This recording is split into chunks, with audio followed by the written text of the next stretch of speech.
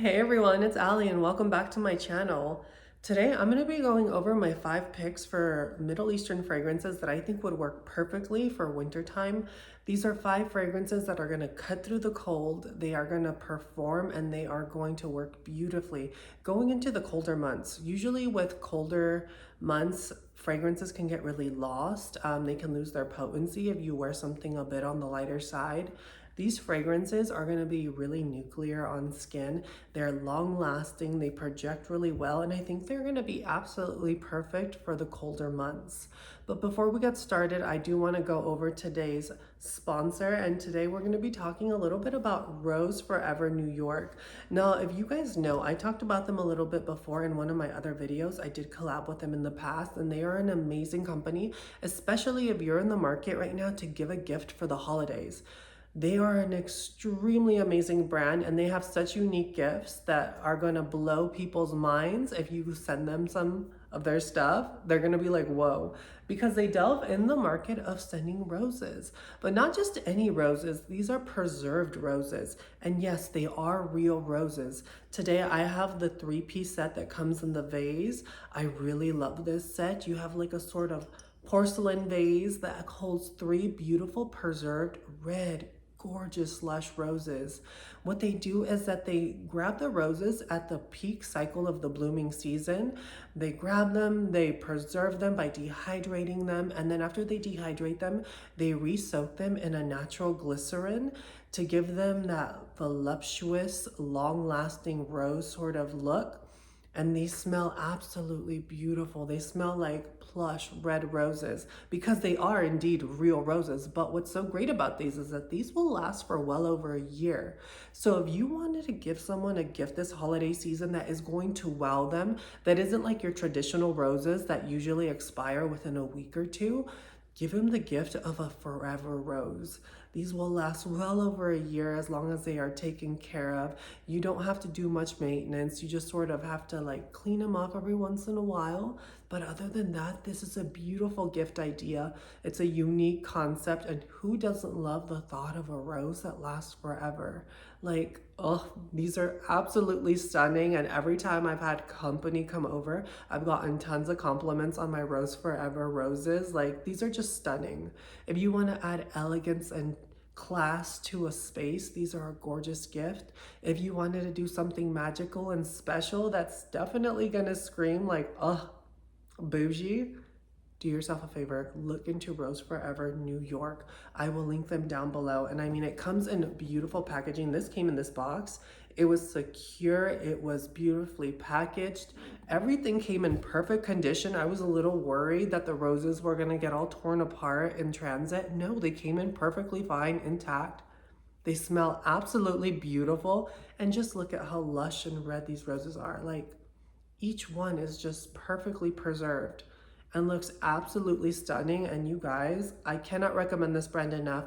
If you want to send an amazing holiday gift out this season, look into Rose Forever New York. Whoever you send this to is going to be stunned. And they don't just have this 3-stem rose vase set. They have many options, including box sets that come with like 36 roses. Like, it's amazing. Check them out. I will link them down below. But now let's get into our list. I want to start with my honorary mention first. This is one from the House of Dua Fragrances, and one that I don't hear a lot of people talk about anymore. There was a lot of hype when it first released and it sort of died down. But if you are in the market for something sweet, sexy, and just perfect for winter, my honorary mention is going to go to Dua Fragrances for Romantic for Her. The bottle looks like this. I put quite a dent in this bottle. I try to savor this one, and I bust it out in colder weather when I need a sort of pick-me-up. You've got notes of cotton candy, spun sugar, vanilla ice cream, saffron. You have jasmine, amber, fir resin, cedar, and white musk. And you guys, this is stunning. This is probably one of the best fragrances in my collection from Dua Fragrances. This is phenomenal. If you love that sort of Baccarat Rouge style DNA, this reminds me of Baccarat Rouge, the extrait, but this is a more feminine version because of all those gourmand notes. It's airy, it's sweet, it has a slight woods to it. And it's very just sponge sugary, fun, candied, like, oh, this is stunning. When I've worn this out, I've gotten tons of compliments. Boys seem to go goo goo gaga smelling this on me. Um, you definitely get noticed. It's long lasting, it projects beautifully, and this sticks on skin for a really long time. And for good reason, this is an extrait de parfum. So all of Dua fragrances are extrait de parfums. So they are built to last. They are built to cling onto skin. And this one is no exception. It smells phenomenal. And you guys, I cannot recommend this enough. If you are in the market for a gorgeous gourmand fragrance that is going to make you stand out, look into this one. Romantic for Her by Dua Fragrances, my honorary mention, 10 out of 10 in every way. I love Dua, and this one is a 10 for me. So sexy, so good. Now the next one that I'm going to talk about is sort of in line with that Baccarat Rouge 540 X Straight DNA, and this one is from Maison Alhambra, and this one is called Philos Rosso. Now this one comes in a beautiful bottle. Some people hate it, some people like it. I think it's cool. It's got this velvety red sort of feel, and it's got this sort of like ring cap. You have notes of raspberry, lemon, jasmine, rose, vanilla, amber, and musk. And this smells a lot like the Baccarat Rouge 540 X Straight DNA. I will say that this one isn't as smooth and well-rounded as the original Baccarat Rouge 540 X Straight. This one has slightly sharp edges to it, especially in the opening. It's a little astringent, maybe a tiny bit sharp, but it does settle down, and then you're left with this really sweet, woody, airy sort of feel that is very reminiscent of Baccarat Rouge 540, the X Straight. It is so, so beautiful. If you want to smell gorgeous, if you want to smell sweet and woody, I would definitely suggest checking this one out. I would say this one and this one have a very similar vibe. Definitely in the same family. They smell like they could be cousins. This is the more feminine version, and this is the more unisex, maybe slightly masculine leaning, but just slightly. Definitely both really good. Both have the same sort of scent profile, but different in their own ways. This is more gourmand, where this one is leaning a little bit more woody and a little less candy sweet than this one. Definitely a gorgeous one though. Like, credit where credit is due. Maison Alhambra has had some amazing fragrances, some amazing bangers. This one is stunning. It's long lasting. It projects really well. And if you love the DNA of Baccarat Rouge 540, the X Straight, I think this is a really good one. It's not an exact dupe, but it is very close. It is going to give you that same sort of feel. I would just say that the opening is probably where you're going to find the most differences, and it might be a little bit challenging just in the opening slightly because of that sort of astringency that it has. But once you get past that within a minute or so, it starts to settle down into something very sweet, very woody, very gorgeous, and very appropriate for the cooler months. Definitely check this one out. Philos Rosso by Maison Alhambra. Really beautiful one. Another one that I think is absolutely fabulous, especially for the colder season, and one that I have to calm myself down because I want to reach for this all the time, is Noir de Arabe by Pandora Scents. Now this is their take on Montal's Arabian's Tonka. This is gorgeous. If you love Arabian's Tonka, this is a stunning dupe. It's maybe not as long lasting or as strong as Arabian's Tonka, but that doesn't mean that this isn't strong. This is already a strong fragrance, but I would say Arabian's Tonka is maybe a little bit more potent. But don't let that deter you. This is still really long lasting. It's still really potent. This is a powerhouse of a fragrance. If you love sweet fragrances, this too has a slightly Baccarat Rouge sort of DNA in the base. You have saffron, bergamot, oud, you have rose, sugarcane, tonka bean, amber, and white musk. This is phenomenal. If you are really into that sort of sugary, sweet sort of fragrance vibe, this is a really stunning one. This has a sparkle quality to it. When I wear this, there's something that's so addictively sparkly about this that makes me want to reach for it over and over and over again. I can't explain it. It just smells so pretty. It's like someone sprinkled like a fairy dust on you that sort of smells like Baccarat Rouge, you know, that DNA. This is beautiful. It's warm, it's inviting.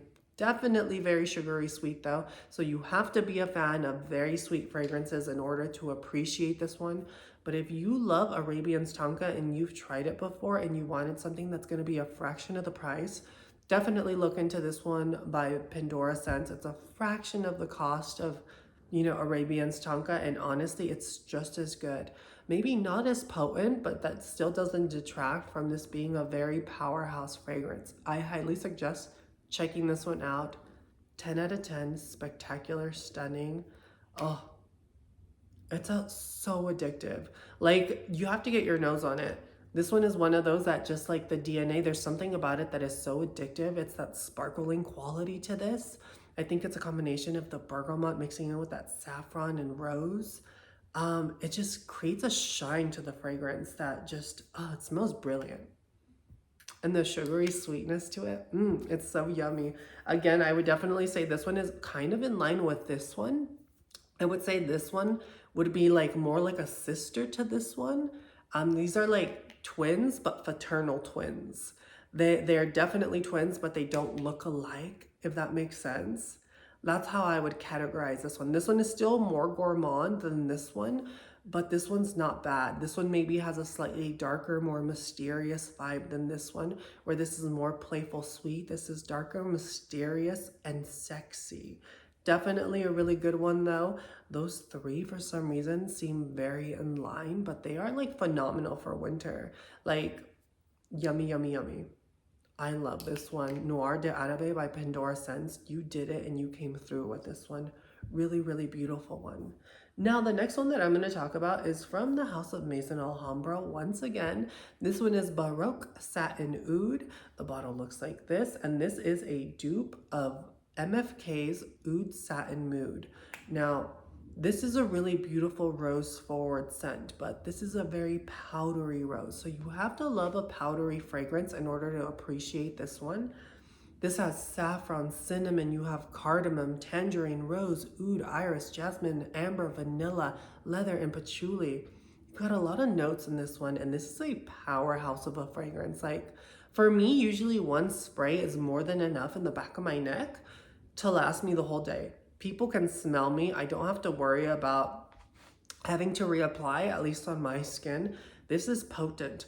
I will say use with caution when you use this one because it is a powerhouse of a fragrance and it can fill a room and sort of choke everyone out in it. So 1 to 2 sprays is more than enough, but this is a soft, well, I won't say soft. This is a powerful powdery rose. It has a slightly gourmand element. You get a slightly sort of cacao vibe in this. It's really, really beautiful. It's like if someone gifted you a box full of plush red roses with maybe like a thing of chocolates and a ton of powdery makeup. That's sort of what this smells like. It smells like a vanity that is chock full of powdery makeup, a plush rose, like a jar full of red roses, and an open box full of chocolates. It's very feminine, very pretty, very sophisticated. There's just something about this that screams old money. If you love the thought of a powdery, chocolatey rose fragrance, and I think you might really appreciate this one. I have found, weirdly enough, that this also kind of works in summer, like in high heat, but in high heat, I use like one spray, that is it. But this in winter still performs beautifully. It's a really gorgeous one, multifaceted, very complex, very gorgeous. It might not be for everybody.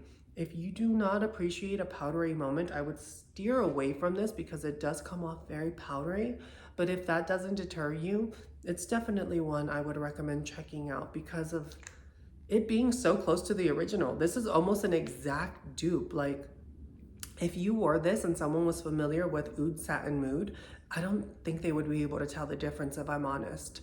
I smell barely any difference between Oud Satin Mood and Baroque Satin Oud. It's kind of amazing.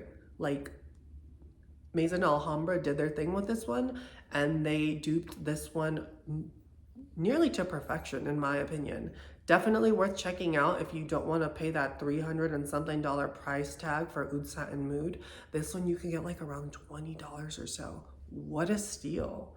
Now, the next one that I'm going to talk about is definitely still in line with the sort of rose moment that the last fragrance brought up. And this one is Ser Al Shila by Swiss Arabian. You have spicy notes. You have an oud note in the top, and then you have rose. And then you have more oud in the mid.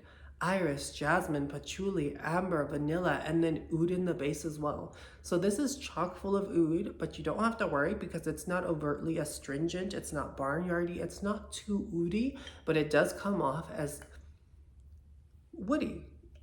This is a gorgeous one. In my opinion, this is a really good clone of Jo Malone's Velvet Rose and Oud.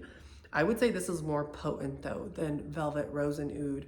Though that one does have a bit of longevity, I think this performs even better than that. It is a plush bouquet of red roses. This doesn't have that powdery element that Baroque Satin Oud has, where that one is like sort of a powder bomb with sort of a cacao rose vibe. This is just straight roses in your face. There's something a little bit green to this. It smells almost a little stemmy.